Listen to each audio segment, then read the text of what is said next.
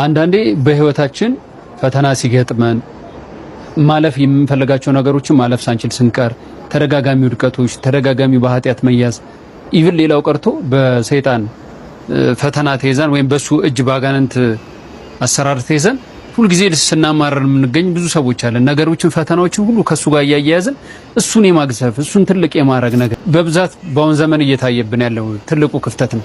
ነገር ግን መጽሐፍ ቅዱስ እንደሚነግረን በራእይ ዮሐንስ ምዕራፍ 12 ላይ ሚካኤልና መላእክቱ ተዋግተው ይህን ዘንዶ የተባለ ዲያብሎስን እንደጣሉት ነው። እና ብዙ ጊዜ ለፈተናችን መውጫ መሆን ያለበት መላእክቱን ማክበር፣ ወደ እነሱ መጠጋት፣ ወደ እነሱ መቅረብ ደግሞ እግዚአብሔርን ማክበር እንደሆነ ለዚህም ነው በመዝሙረ ዳዊት መዝሙር 33 ላይ የእግዚአብሔር መልአክ በሚፈሩት ሰዎች ዙሪያ ይሰፍራል ያድናቸውማል። ስለዚህ የእግዚአብሔር መልአክ አለ፣ እኛ እሱን ስንፈራው ስናከብረው ደግሞ እንደሚያድነን ይገልጻል። ስለዚህ ከዲያብሎስ ያሸነፉትን ዲያብሎስን እነሱን በመፍራት ወደ እነሱ በመጠጋት ድል እንደምንነሳው ይህንን መጽሐፍ ቅዱስ ሁሌ በማንበብ ሁሉ የምናውቀው እውቀት ነው ማለት ነው።